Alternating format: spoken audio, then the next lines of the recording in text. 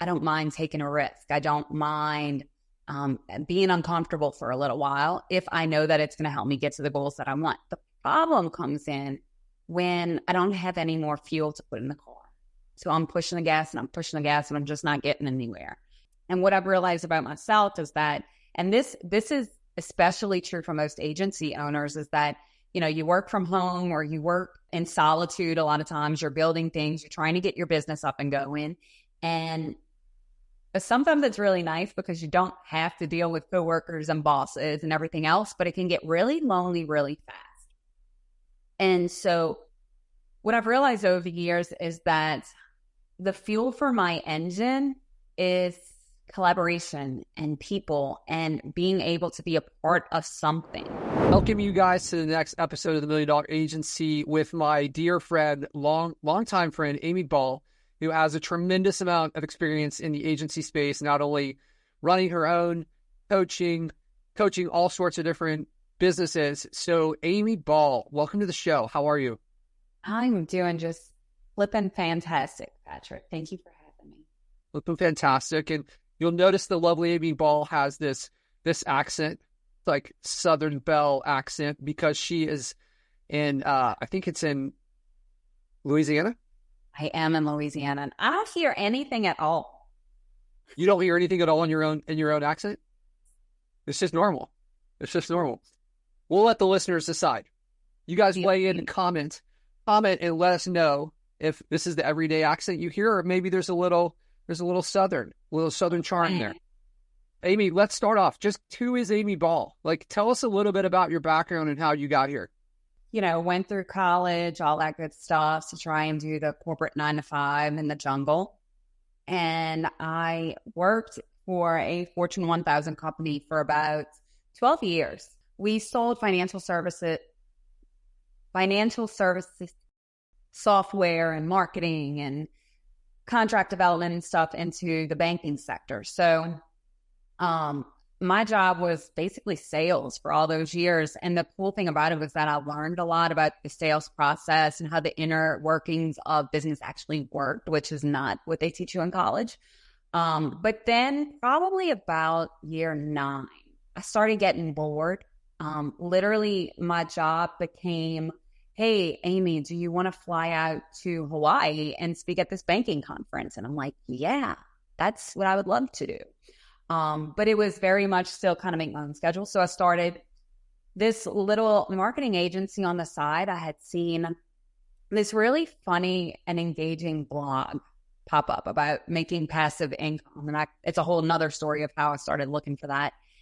And like, this sounds interesting. I don't really know what an SEO is, but I don't know. It seems like it might work.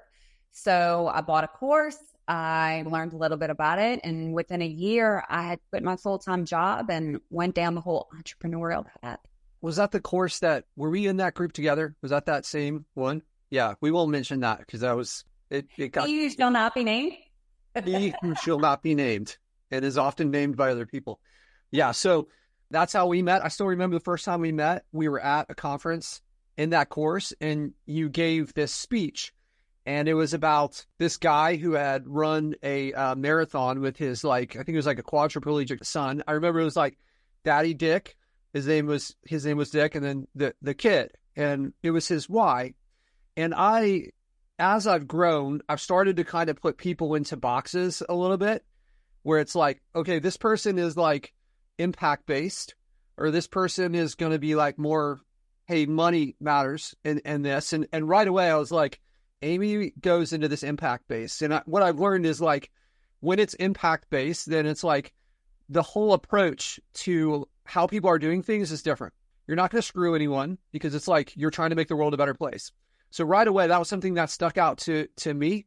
And I was really impressed with that presentation. That was the day one of Aimee Ball fandom for me when I saw that presentation. Now, do you remember this presentation? You know what I'm talking about? I know exactly which one you're talking about. It was a beautiful story. So you kind of went from this corporate, and then you've gone in and you've transitioned into being an entrepreneur. And I imagine there was a number of things when you have like 9-10 years of training working for a Fortune 1000 company. There's a lot of stuff that you can say like, hey, this was really good the way they did this, and I'm going to make sure that's a part of my business. And for those of us that don't have that background, maybe there's some lessons there that you could share with us. Yeah, absolutely. You know, one of the funny things when you work in those type of corporate environments is that they spend a ton of money on training and development.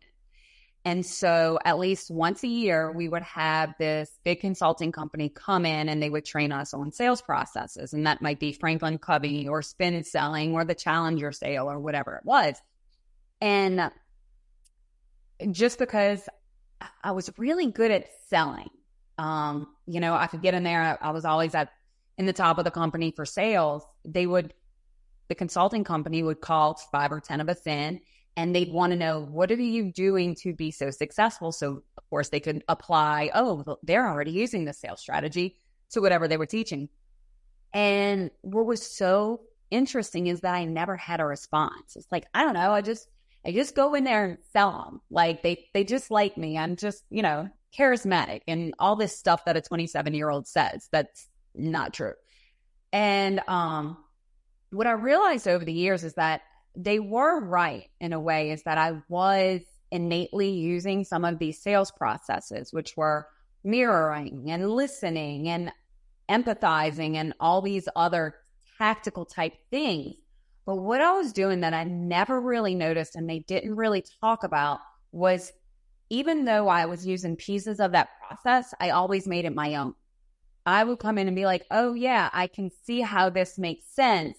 How can I best use that based on who I am? And I wasn't doing that intentionally at the time. I wasn't actually saying, oh, well, you know, what does Aimee believe in? How can I make this better based on my personality? It was more of, oh yeah, this feels good, so I'm going to do it this way. And so over the years, what I've learned, you know, in studying human behavior, and just because I'm a lifelong student, is that so many times we get these processes and procedures and we're really specific about, follow the process, which is true, especially as we're learning things like SEO or running Facebook ads or running a business or a marketing agency. And where we fail is we try to take that process and keep it so stringent that, like you said with the boxes, we don't want to step out of the box because, God forbid, we don't do the process exactly as it was taught. And what happens is we lose some of our flavor. So then when you're talking to these prospects or leads or clients, we come across as inauthentic and like we're just trying to sell them something. And that's why we never get the sale. That's why, even though we have all these great skills and tools and everything on the back end, we can't get past that sales process because we're not authentically selling in a way that captures the client's attention. This makes a lot of sense. So it's like, on one side, you have the company that's trying to teach a process that somebody else can follow, and people, they're new to sales, or maybe they're not having success in it, so they follow it so to the T that it's inauthentic. And then, like, I know from spending a decade playing poker, they're like, that inauthenticity, it smells from a mile away. And when that's there, and you're trying to do something that's based on trust, it's like, this is why they don't believe in you, because you're not singing something that's your own. You're singing something that's taught. Yep. Well, and it goes back to just like a poker. Well, I really try hard to play poker, and it's uncomfortable sometimes because I have this terrible habit of, I want to see everybody's hand at the end, even though like I have shit in my hand and I should stop betting. I feel like if I can see their hand, I'm going to learn from it and be able to read them a little bit better. So, but the whole time, they know what they're doing and they're comfortable because they've been doing it so long, and they can read me without me ever showing my cards. And that's, right. It's a great analogy for what you're talking about, because we do the same thing. It's like we go in with these cards in our hand, whether that be, you know, a sales script or whatever else, and we're so rigid and we don't allow ourselves to be comfortable and vulnerable and a little bit more fluid, that these people, I mean, they just see our poker face. It's so bad all the time. And they're like, oh, she's just trying to sell me, you know? Yeah. I think sometimes if people would just like take a breath and be like, we build this up into this is like a sales conversation and this is a client and this is all this. But in the end, regardless of what our function is in life, we're all humans. And this is like a human to human conversation first. And then there's these other like details about it. And we get so far away from that. We stop treating them like a human. It's almost like a performance that we have to put on. And in the end, a sale is going to be made when the person likes and trusts you. And if you have a costume on for the conversation, you may never get to that spot. You know, I found that whenever I've like can peel back the onion, multiple layers with the person and just get real, like the sale just is a byproduct of that connection. It is. And, you know, don't get me wrong, you can make a ton of money just following a sales process and getting in there and playing the numbers game and turning and burning. But over time, it gets exhausting. And I know because I've done it. You start feeling like it's sucking out your soul a little bit, you know, and that's when you kind of have to take 2 steps back and go, okay, well, how should I really be doing this? Like, what am I really after? What do I want to achieve? And then, you know, go down that path of, I think, serving and selling and storytelling and just kind of being open with people. And that's when you get both the fulfillment and the monetary value that comes along with putting those two together.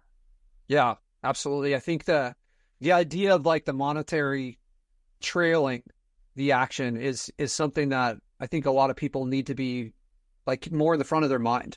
If you just do something really, really well, the money finds its way.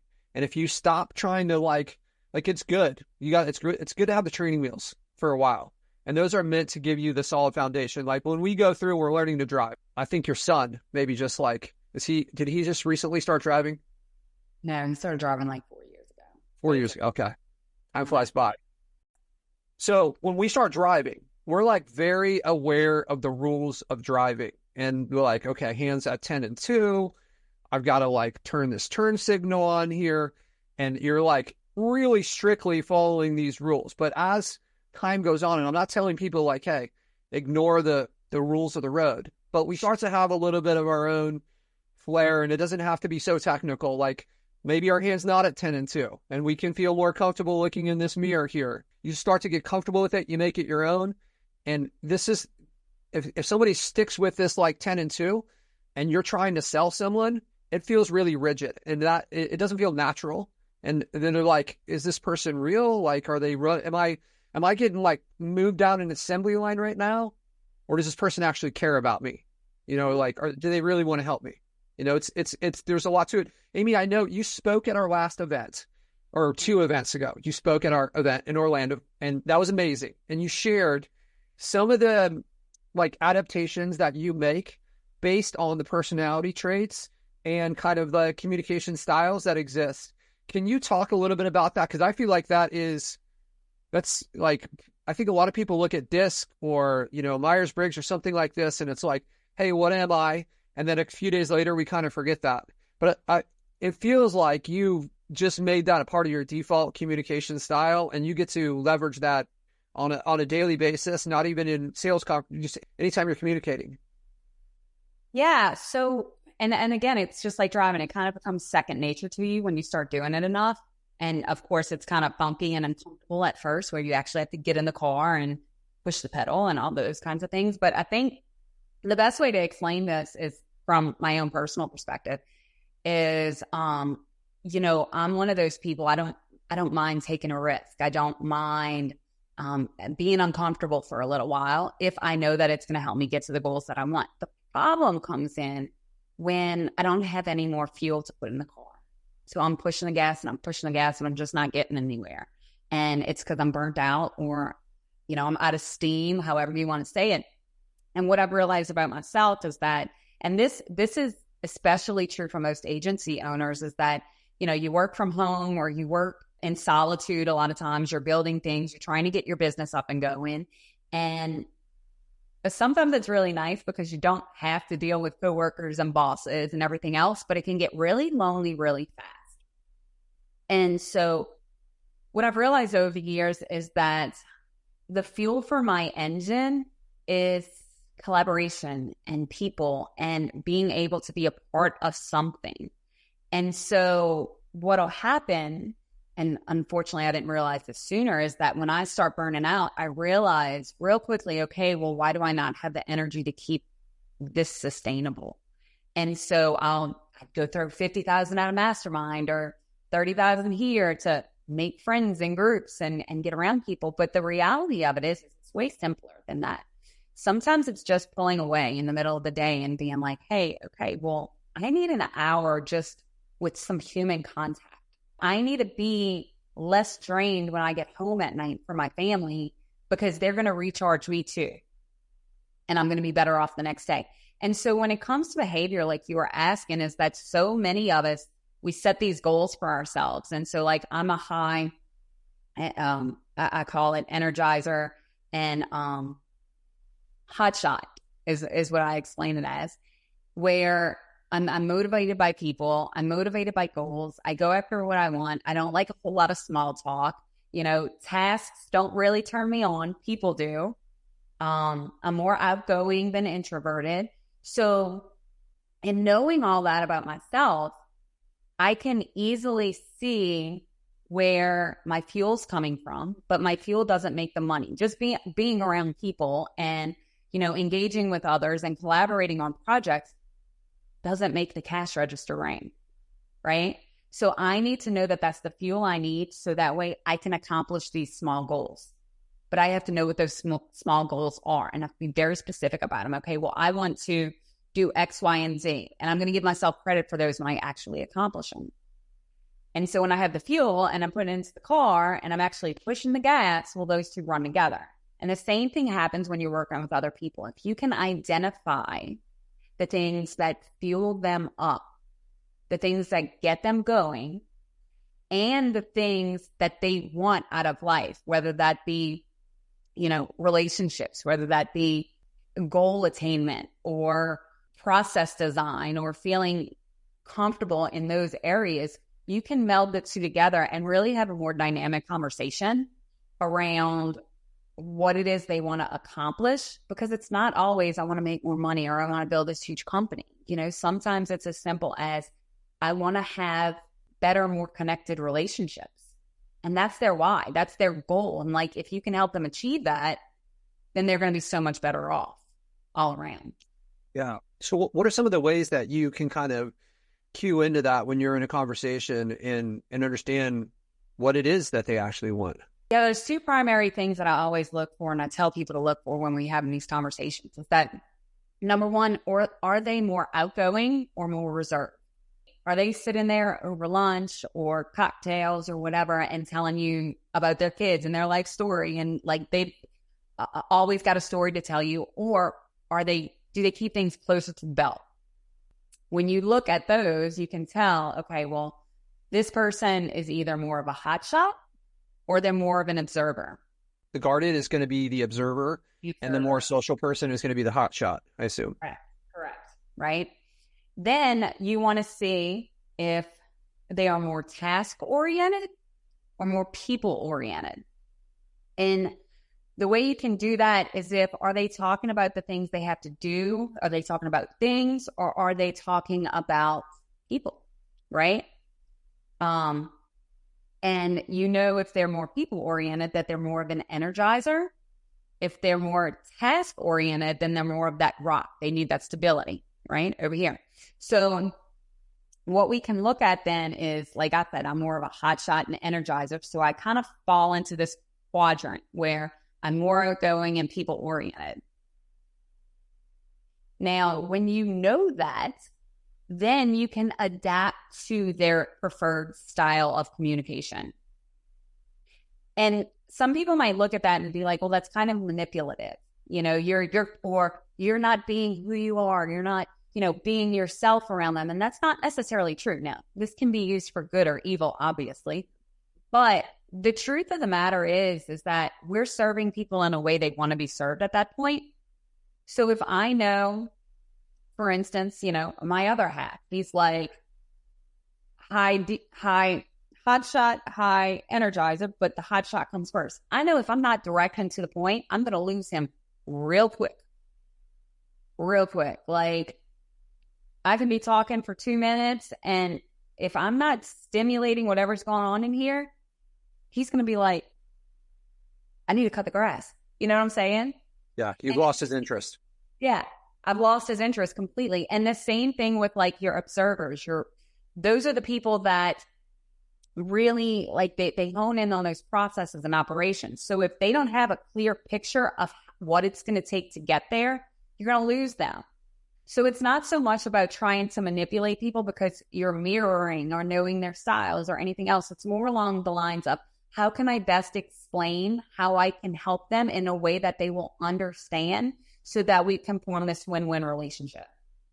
Yeah, it's more of like adapting your communication style to a way that can effectively communicate this message to them. So, Aimee, have you been through the 5 love languages? You know that? Yeah.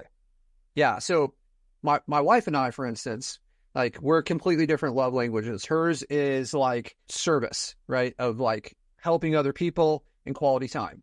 And mine is more of like the words of affirmation. And it's kind of like you're speaking 2 different languages. If you don't communicate in the language that they want to receive it in, then like I can say all the nice things in the world to her, but that's not really what fills up her cup. So it's like, it's almost falling on deaf ears. And it's the same as this, right? If we don't communicate in the right style, we're just not going to get through to the person. So it's not a question of, in my mind, it's not a question of manipulating. It's effective communication, right? You talk differently to your grandmother than you do to a 4-year-old child. Is that manipulating, or are you just like, we're adjusting our communication based on the audience? Yep. And the way they understand. Yeah. So you kind of got like these 4 quadrants is what it sounds like. We've got like the hot shot, and we have the observer, right? And then we have the energizer and the rock. Yep. And then you've got the 4, like based on where they fall in there. Can you just kind of run us through a couple small adjustments that you would make for each of those quadrants? Yeah, absolutely. So if I'm talking to a hotshot, somebody who is outgoing, they're talkative, they're task oriented, I'm going to talk about the goals. I'm going to be very direct. I'm not going to beat around the bush. I'm probably not going to do a ton of storytelling. I'm going to focus on what it is they want to accomplish and how we're going to do it and how we're going to get there fast. If I am talking to an energizer, I am probably going to connect with them through storytelling. I'm going to validate them. I am going to tell them all about the ways that other people have done what they want to do. So consider that testimonials, or, I might share if I'm marketing to this person, I might send a few videos. Hey, Tommy just told me that he implemented the same thing we're talking about, and this is the results he had, and send that to them because they connect with that. Other people did it, so I can probably do it too. The rock, these are your personal relationships. These are the people who want to build connection and relationships and serve others. So if I'm talking to someone who's a rock, I might talk to them about how when you're achieving these goals, how much more time will you be able to devote to your family, to your friends, to that nonprofit that you're trying to support, right? How much more can you do for your team?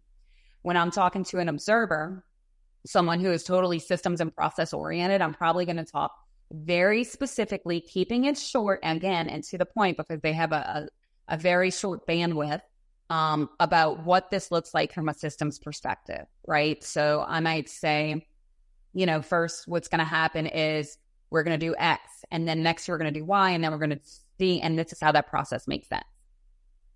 Now, here's what gets funny. I start talking to an energizer, someone who is fueled by what others are doing in validation and success and things like that about systems and processes, and they don't have a whole lot of that in their arsenal.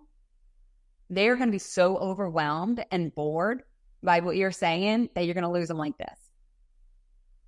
Yeah, this is really powerful. And I would encourage listeners to play this back again and try to implement this. Try for a week.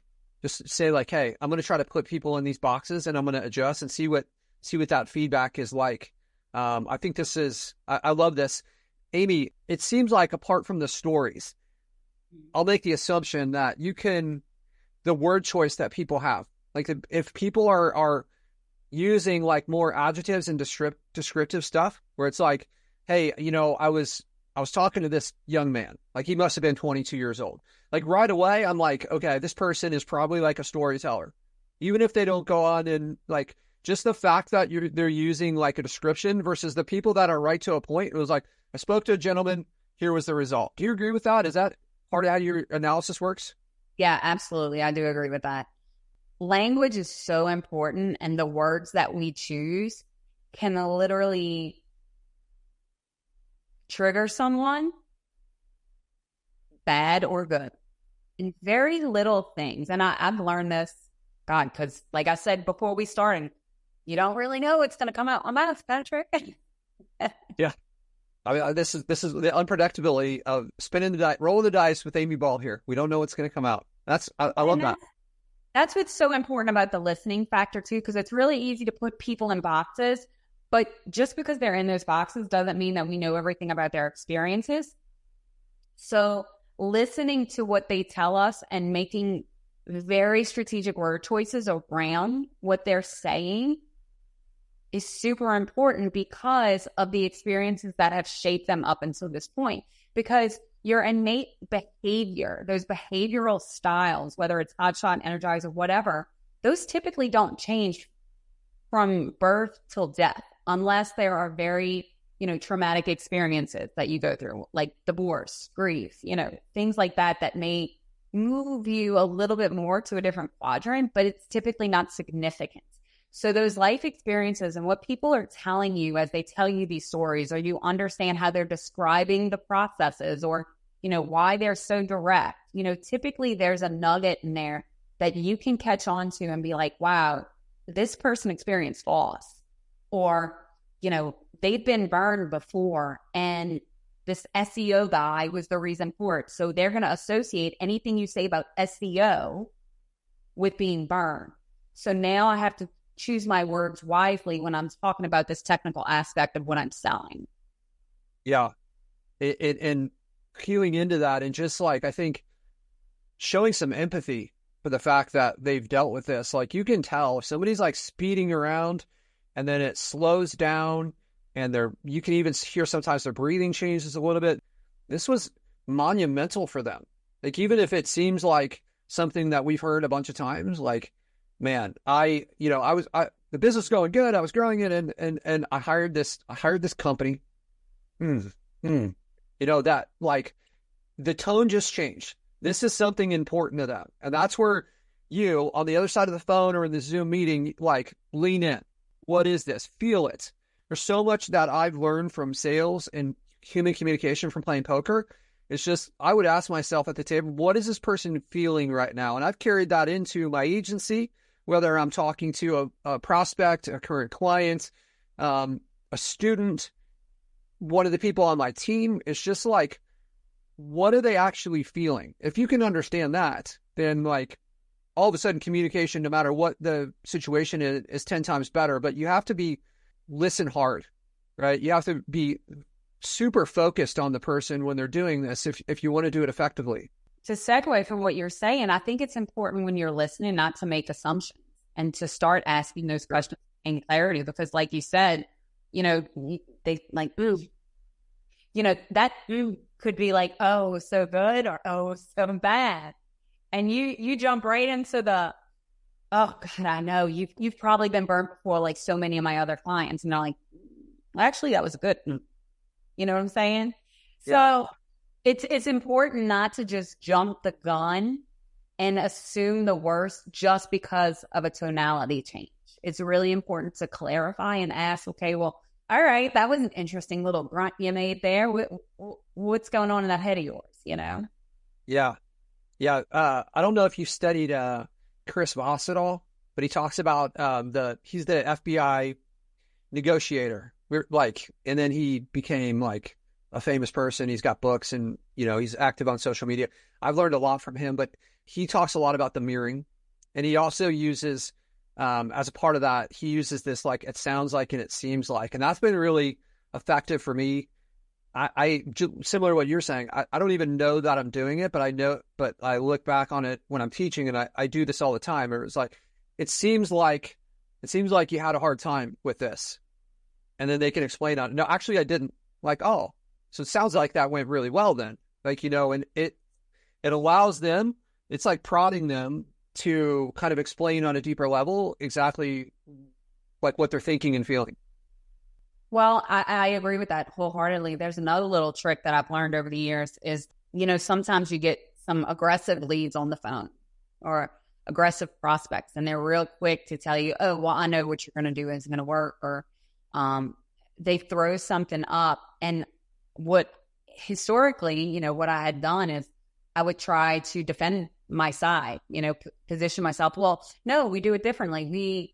We do this and we do that, and we don't do it like you did it before. And you get a little bit defensive because this is like your baby. And what I've seen work 1,000 times better is to really flip it on them and be like, I'm sorry, what did you say? And make them repeat themselves.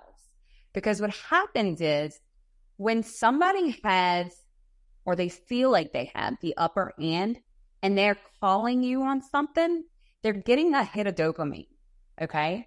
Well, when you make them repeat it, they don't get that same hit. So now they're almost checking themselves and they repeat it. And then you go in with the questioning where it's like, okay, well, why would you say something like that?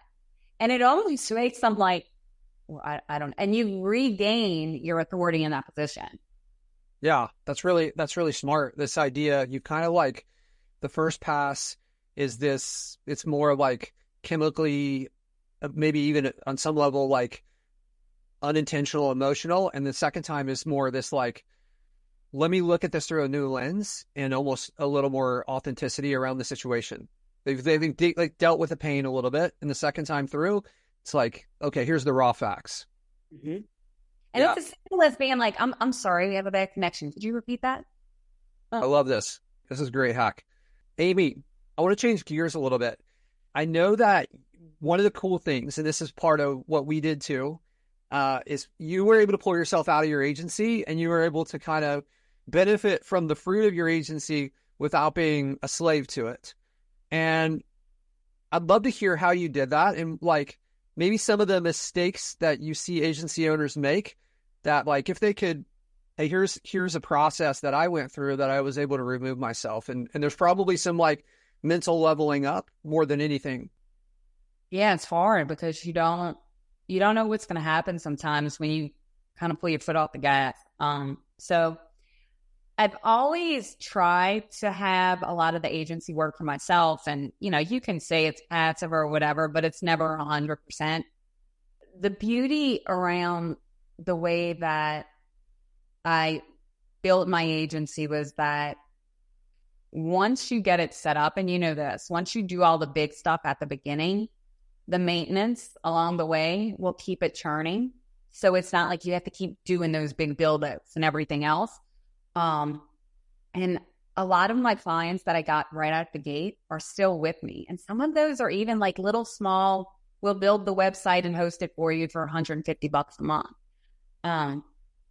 But over the years, and it's been about 14 years now, I didn't really know what I wanted at first. I thought I wanted like this big agency. I thought I wanted to have people working for me and, I wanted to be the CEO and everything else. And what I've realized is I kind of don't. Like, I like my free time. I like being able to go. I know what I can live on and what gives me a good life and what I need. And I'm okay with that. And so this year, I've really realized how well I have structured the business in a way to where I can completely walk away and it will continue to produce me income, or probably walk away 98%. I took about 8 months off. And the reason I did it was just some life changes. Both of my kids are out of the house and I'm divorced. And like people say empty nest syndrome. And I was always like, that is not a thing. It's a total thing.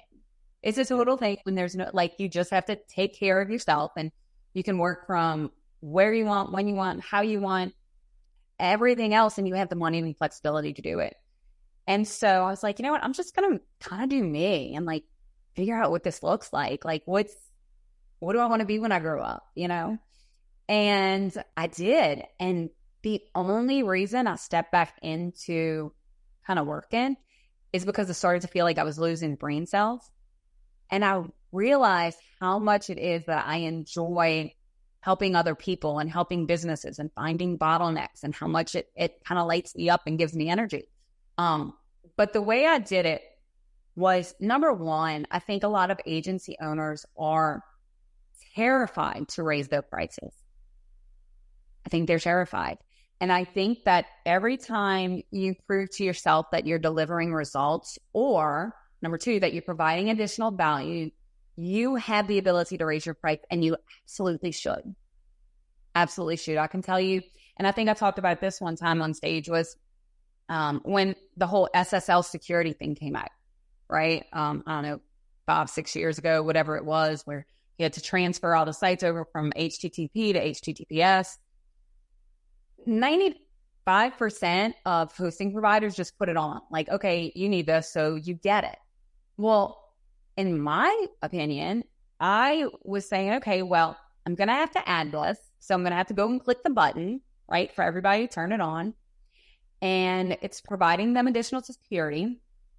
And I'm going to communicate this in a way that helps them understand how to also protect their other valuable assets, because we both know people have a tendency to upload things to their website, and all of a sudden everybody has access to their contact list. So what we did is we built out a workflow where we would email our clients. Well, first we would email them saying, hey, we are doing this security update. This is why. These are the top 3 things you should also be looking at to maintain security on your web presence, and make sure everything is up to date. And what we did is we let them know that their monthly plan, which was, hosting, website design, development, whatever, would be going up by about $20 a month. We had 100 clients. So that meant additional recurring income every month for us. So immediately, just from a change in the space that didn't take us much work or anything else, but we were providing more value and being cognizant and up to date with this, we were able to charge more to our clients, and no one opted out. What we also did was we made a follow-up call to every single client, discussing the email that was sent and giving us another opportunity to provide value. And through those phone calls, we actually upsold, and I'm guessing at numbers here, but I think it was about 15 to 20% of all our clients into a higher level package. So that little thing that we did, I want to say that year added like $150,000 to our bottom line. And like I said, I think so many people are afraid to approach their clients to increase the price of their services, when in reality, that is the quickest, most effective way to increase revenue without increasing workload. Right. Get your existing clients to spend a little bit more money, or get them to spend more money more often. There's only a few ways that we can add revenue, like find new clients, have our existing clients spend more money, or spend more often, right? Yeah. So that's an easy button that I think, let me tell my own story. I will project on other people, but I know when I started and I first started having clients, and a client would call me on my phone, I would freak out. I would see their name and I'm like, oh, they're going to cancel. Like, this is it. They're done. And then they're like, hey, things are going great, but do this, or things are going great, I'd like to add this. And that happened enough times where I stopped feeling like the power dynamic was like they were up here and I was here, to like realizing I'm providing amazing service for these people and they need me and they love me. And if you get to that spot, the idea is like, well, if you're down here and you're viewing it as like, I'm just so thrilled that I have a client, it can be hard to be like, hey, pay me more. But I think as we mature, then we start to realize that we're not the commodity. Like, if you're actually producing amazing results, it's more expensive for the client not to have your service than it is for them, like whatever they're paying, because they have a positive return on it. And then like with that, like, hey, we should be upgrading. They're changing their prices, right? We're in concrete. I know from doing work on my house, it's more expensive now than it was 2 years ago, right? Like, why is it that we're like locked in at this same rate for 3, 4, 5, 7 years at a time, right? Yep. That's a perfect example. Look, I had to replace a window or he's actually supposed to be coming today because it got hit with a golf ball from the golf course. And the guy told me, he's like, look, this is going to be like $450. The glass for the window is literally $100 more than it was last week. Wow. Yeah. What's the difference in the level of services we're providing than a material product? The whole thing is, as you get better with what you're delivering, I mean, it's a lot easier to talk about results too. You know, if I'm telling somebody, if I'm trying to justify my time, and this is where a lot of agency owners, I think, go wrong too, where it's like, okay, well, I'm going to charge them $1,000 a month, but realistically, this is only going to take me 2 hours. So, I mean, I can't justify charging these people $500 an hour. The hell you can't. If that $1,000 a month is making them an extra $5, talk about the result. Yeah. It's about hourly fee. Stop thinking about shit that way. So it's an identity crisis, right? It's like they're saying like, this amount of time is not worth this amount of money for me, right? That's not who I am yet, and I'm not okay with that. I have this Imposter syndrome, 100%. I have this uncle who's been an attorney for like 40 years. My dad, this guy was really entertaining. My uncle's really charismatic. Everybody loved him. So my dad sometimes would come and hang out with him, and he's sitting in the corner of his office, and occasionally clients would come in and have a conversation, and this guy comes in and he's got this like traffic related ticket that's going to be a few $100s. And my uncle's named Howard, and the guy goes to Howard and he says, hey, this is the issue. Can you take care of this? He's like, yes. So he's like, I'll eliminate this. And he makes a 2-minute phone call and gets the ticket removed. And he charges the guy like, $100 or something. Maybe it was going to be $1,000. I don't know exactly what the numbers were. And the guy's like, you just charged, that took you 2 minutes to do this. And it's like, it actually took me 40 years to understand the skill set, to position myself so that I had this. And this is how it is for business owners. It's not so much about how much time it takes in the moment. It's like, how much got you to this spot where you can perform this service with that level of competence and that quickly and know exactly what to do. Because small business owners out there, the reason it's so beneficial for them, they don't know what to do. They haven't invested that time to gain that skill set. There's money that should be paid for that. 100%. That's a great example. Uncle Howard. Yeah.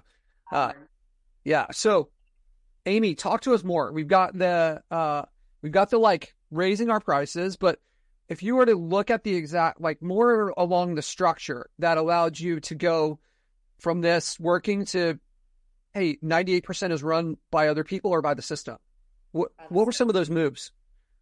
Yeah. So early on, I was doing everything myself. I was building the sites. I was doing the SEO. I was running ads. I was like, it was just exhausting. And I said, there's got to be a better way than what I'm doing this. And started looking at different tools and softwares. And back then, there wasn't a whole lot that was automating, like the citation building and just the little tedious tasks. So I ended up getting into some software that actually did that for me. And so it took a lot of that off of my plate, or at least outlined tasks that needed to be done in the form of an SOP. So that way I could get a VA to say, okay, this is going to automatically generate for you every day. And these are the tests that you have to do. And as you do them, just check them off. Well, that took a ton off my plate for, a $5 an hour VA. And so over the years, as software and technology has gotten better and we have AI and we have all these different programs and CRMs and everything, what I realized was that the systems and processes was where it was at. And I am not by nature a systems and process person. I can talk about them. I can tell you how to do them. And I'm really good with that. But for me to go in and be like, that is not me. I realized that. And it was, I would process everything as I started doing it. I would video it. So like if I'm working through something or I'm building something, I would video that process. And then I would send it to my VA and be like, hey, I need you to create an SOP out of this. And initially it would just be like very high level. And then as we started to tweak the process, we would go in and make the tweaks to the SOP. And that's a big problem I think people have too, is that they try to make these SOPs perfect. And it's like, oh, we need don't forget to cross cross the T, dot the I, do this, do this. You just need a high level at first. And then the rest of that stuff comes in time, right? So if you could take those little steps, and then once you have that process, then you can put the right people in the right seats to fulfill upon them. And that might be your observers who are very task and process oriented. And a lot of VAs are like that, right? So that was key for me. And then once I got those honed in, I just stuck to them. Like what we were really good at, I was like, all right, rinse and repeat, rinse and repeat, rinse and repeat. And yeah, it gets hella boring sometimes because you feel like I'm very much a visionary where it's like I get all these ideas and I want to launch new things and I want to do new things and I want to help more people and all these, sometimes ridiculous ideas. And I really have to kind of corral myself sometimes and think about what's the level of effort that's going to go into that. And does that really align with what I want long term? And a lot of times the answer is no. Yeah. A lot of my learning lessons, I wish you would have told me this when we first met so that I could avoid stepping on some of these landmines. But this idea you had mentioned, once we get it set up, then it's kind of going into maintenance mode. That's the setup part, right? And I think there's this cliche that has become really common where it's like, stop working in your business and start working on your business. And I think because it's a cliche, it's got watered down and people don't realize what that means. But for me, the example is making a sale, that's working in your business.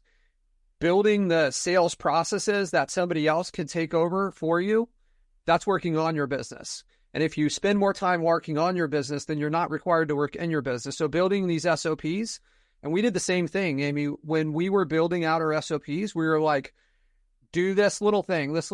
It's like you're trying to train somebody that doesn't have a brain on how to do this process, but you're going to hire someone that does have a brain. So it doesn't have to be so detailed.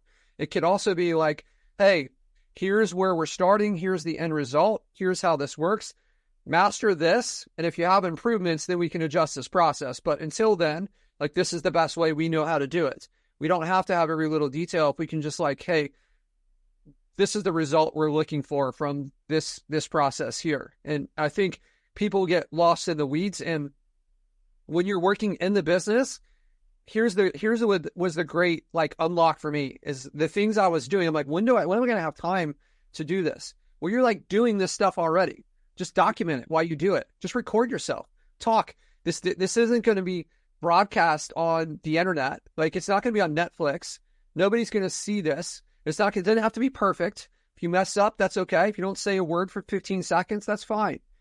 Just get it there so that somebody else can follow it so you can stop doing it. And this idea of the things that you're doing where you're passing them off to a VA that you said you're paying $5 an hour, that means that you're working for something that can be replaced by somebody for $5 an hour. So what's the value of your time when you're doing that action? It's $5 an hour. If you spend enough time, you spend 8 hours doing a $5 an hour activity, you've just earned $40 an hour for your company, or $40 for that day of your company. That's what you progress. And you start to look at some of these people, the most successful people, they're never spending their time doing $5 an hour activities that they don't enjoy unless they really like it. They're just not going to spend their time there at all, ever. It's not acceptable, right? That's true. That's true. And I've even heard, people tell me before, well, I don't want to feel like I'm ever too good to do something. And I get that. Look, if there's a piece of trash on the floor, I'm going to pick it up and throw it in the trash can. If you call me and say, hey, look, I can't come into work today and I need some help with this, I'm going to pick up the slack. That doesn't necessarily mean that that's the most optimal use of my time, like you're saying.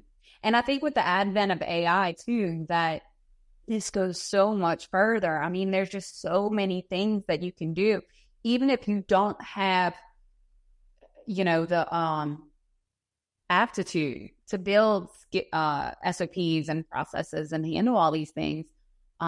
Content, I've seen the way you can use AI to learn more about your audiences and learn more about the people you're selling to and generate content for them, or at least, and I shouldn't say generate content because I think that's bad, that, people that are just AI content everywhere.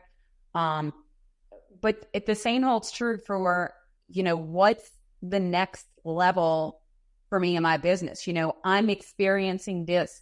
what could the possible bottlenecks be and how do I overcome those? I mean, I have a friend of mine, I told her, she's having some relationship issues. I'm like, build an AI therapist.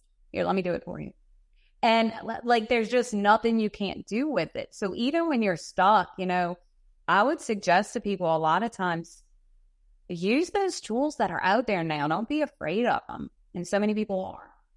Yeah, I think there's a fear, and I think there's this assumption that if you can't figure out how to do something with AI, that it can't be done. But then you see other people who are doing like these amazing things with AI, and it's like, what I've learned is the AI can teach me how to use the AI so well. Like ChatGPT, I'm like, hey, I want to do this. How would that work? And I just started having this conversation where I don't understand what you just said there. Can you explain that in more detail or a different way?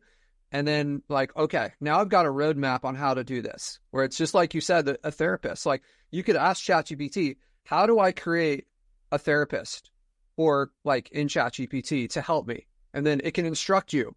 You could say like, hey, what questions do you have to be able to answer this better? It's just like such an easy thing to start with. And I think I've shared this a lot in my coaching is like the world is divided up into people that are like, hey, I'm going to adopt what's happening here and I'm going to resist it. And we can see this in the agency space where there's some people that have grown local empires off of like local SEO and this type of thing. And there's other people that they don't have a website. And it's like, it's 2024. Like they've made a decision that they're not going to do that. And maybe they still work 60 hours a week. And this person that's in a local empire mode, maybe they're in Cabo and they're making more money than this person who's working way, way harder. So even asking ChatGPT, like, how do I pull myself out of my agency? Like, what are the steps? What do I need to do? Like, this is what I don't like doing. What should I do to get rid of this? Like you have a built-in coach that can help you. And as you give it more information, the coach gets better, right? So like if you don't know how to use it, you can have it teach you how to use it, right? 100%. Aimee, this is awesome. We're at the end of our time here. I know you've got a ton of like experience in the agency space. We've covered a lot of ground from like sales to removing yourself from business. Is there other words of wisdom that you can leave our guests with that's like maybe some of the biggest mistakes or some things that we haven't hit on yet that you think would be really useful? Yeah, I think this has been awesome. Even I learned some stuff when I get on these. I think one of the biggest things that I wish I would have known sooner is that it's okay not to want what everybody else wants. You know, it really is. It's hard when you get out here and you're in these groups and you're in the coaching space or you're in the agency space and you join these groups and you see somebody posting about, oh, I made, you know, $10,000 this month or $20,000 this month. And you're like, why am I not there yet? Like, why can't I be this person? Or then you see the ones that, oh, I'm making $100,000 a month and I have this team. And you think all of a sudden like, oh, well, I need this to be happy where I am. And I think sometimes it's really just, if you want to build a business that works for you and your lifestyle, then it's really taking a step back, like I said at the beginning of this, and saying, what actually do I want my life to look like?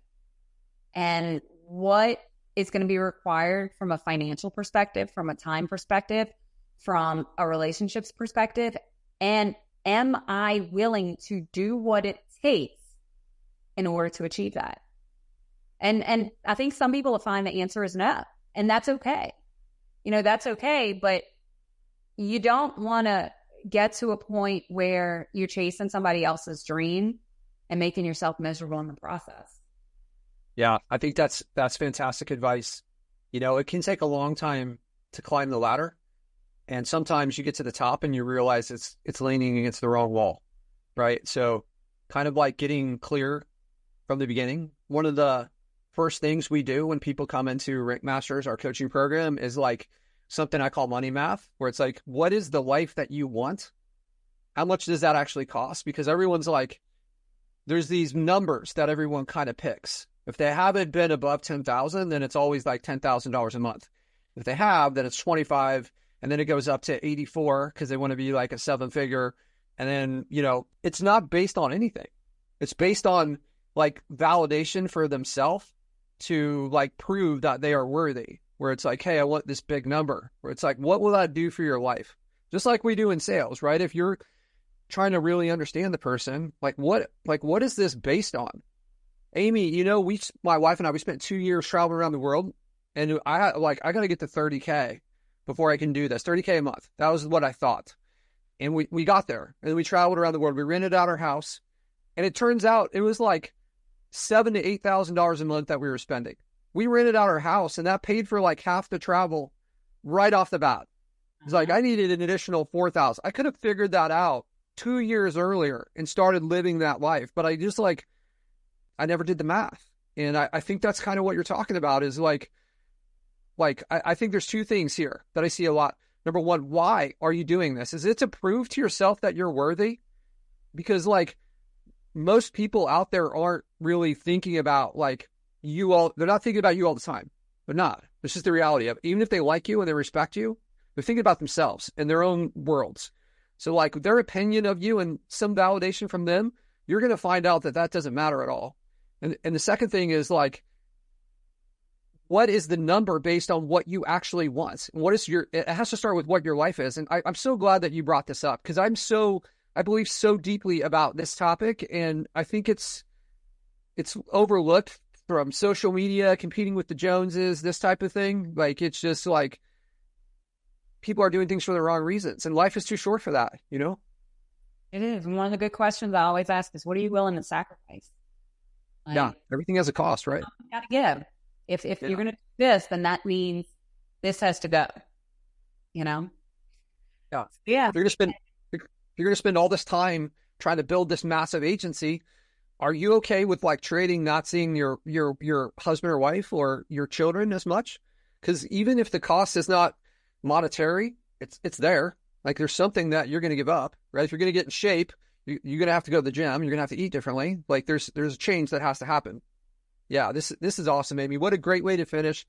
I just want to say thank you again. I appreciate you so much. I know you always bring tons of value, and it comes from a place of love and trying to help people, which I think listeners out there, they're gonna realize that real quick. Aimee, is there a way that people could if somebody wanted to reach out and stay in touch with you or find out more about what you're doing? Is there a way that could happen? Yeah. So probably the best way is just to connect with me on Facebook. Kind of where I am most of the time. I haven't been posting as much lately, but that is probably the best way to get in touch with me if anybody has any questions or wants to see what we're doing. Actually speaking at an all women's conference in December in Charleston, which I am super stoked about because I've never done an all women's conference and totally have wanted to. So that's coming up too. And thank you for having me. It's always I love what you're doing here. I love that I constantly see you giving back to people, even the events that you host that I've attended. It's so much camaraderie and not, people hating on each other and trying to outdo each other. It's what can we give and how can we collaborate to be better, stronger together? So I love that. Thank you. Yeah. It's honestly kind of looking at all these different things we've done. It's one of the things I'm most proud of. It may not be the one that puts the most in the bank account, but it's it's the one that makes it hard to sleep at night when there's celebrations of oh my God, this person did this. And it's that's pretty freaking cool to be a part of that journey. So yes, awesome, Aimee. Okay, well, thanks again. Appreciate you. Aimee Ball, show your appreciation in the comments and let her hear it. Thank you guys for listening, and we'll see you guys on the next show.